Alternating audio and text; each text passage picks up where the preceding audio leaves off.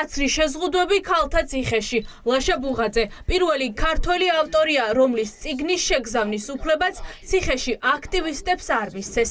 დამკვირვებელი, ეს არის ბუღაძის რომანი, რომელიც 4 ოქტომბრის საქმეზე დაკავებული სანდერსისთვის უნდა შეეგზავნათ, თუმცა ბადრაგებმა წიგნი გაურკვეველი მიზეზით დააცენზურეს. ზოგადად როცა წიგნები მიგვაქვს, მხოლოდ წიგნებზე მაქვს საუბარი, გააქვთ ცალკე ოთახში, არ ვიცი გუსაფრთხოების სამსახური კითხულობს თუ არ ვიცი რას აკეთებს. როდესაც ბოლო ამანატზე საბადრაგო სამსახურს ვკითხე, რომ წიგნიც იყო ამანატში და სად არის, იმ რაღაც უკანა ოთახიდან გამომიტანეს წიგნი და მითხრეს, რომ წიგნი უსაფრთხოების სამსახურის მიერ იქნა დაწუნებული, გამომდინარე იქიდან, რომ არ შეიძლება პატიმართან შეეგზავნოს პოლიტიკური ამ მსგავსი შინაარსის მატარებელი წიგნი. ხდა კეთილი რჩევაც მომცეს, რომ იქნება რომანის შეაგზავნო. ცენზურას ციხეში პირველებთან პირველად გამოეხმაურა ლაშა ბუღაძე. ავტორი დარწმუნებულია, რომ რომანის შინაარსი არავინ იცოდა. შეასრულეს დავალება, რომელიც სისტემას გაწერილი ჰქონდა. პროევროპული აქციების აქტიური მონაწილე ბუღაძე ფიქრობს, რომ ქართულ ციხეში რუსული მეთოდები გადმოიტანეს და კრძალავენ ყველა წიგნს, რომელიც პოლიტიკური შინაარსისაა. ადრაკს უთქვამს, რომ ამ წიგნის შეგზავნა არ შეიძლება, ვინაიდან იგი არის პოლიტიკური, აი ამ დეფინიციით.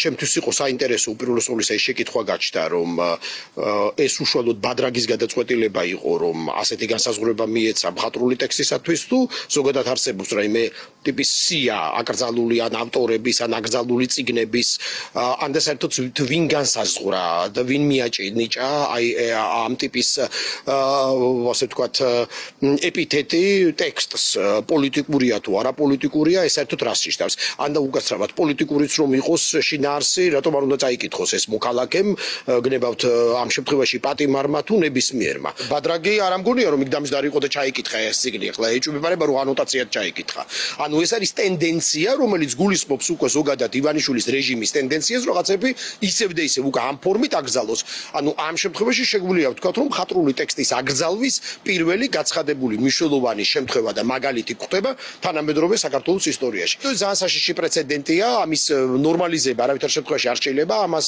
სჭირდება რეაგირება, იმიტომ რომ არავის არ აქვს უფლება რომ აუკრძალოს ადამიანს კითხვა. შეზღუდვებთან დაკავშირებით ამ დრომდე ინფორმაცია არ გავრცელებია პენიტენციურ სამსახურს. საქართველოს პენცენტრში კი ფიქრობენ, რომ ფაქტის შემაშფოთებელია. პირდაპირი დადასტურებაა იმის, რომ მიუღებელ და განსხვავებული აზრის მქონე ავტორებს ცენზურას ყველგან დაადებენ.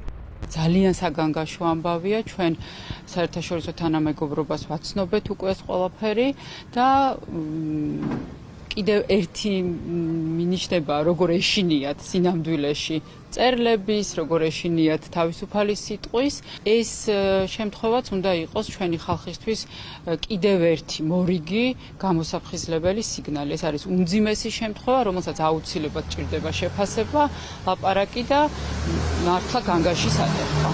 ირკვევა, რომ რუსთავის ქალთა ციხეში დიდი შეზღუდვებია. ყოფილი პატიმარი ნინო დათაშვილი პირველებთან იხსენებს, რომ მისი პატიმრობის პერიოდში ციხეში კრძალავდნენ ბლოკნოტებსაც, რომელსაც უცხოური აბრევიატურით გაფორმება ჰქონდა. შინაარსი არავინ იცოდა, თუმცა იყო ბრძანება, ციხეში არ შესულიყო ნივთი უცხო სიმბოლიკით.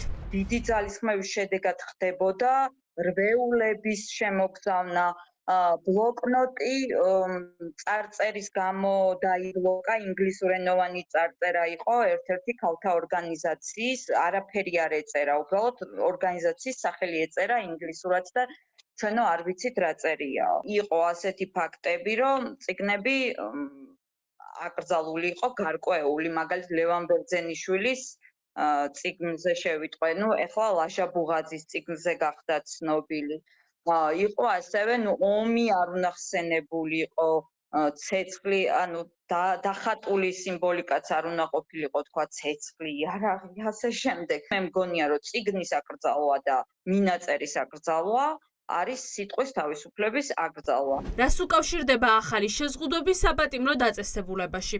ეს კითხვა ამ დრომდე პასუხგაუცემელია. კითხვების მიუხედავად, პენიტენციური სამსახური დუმს.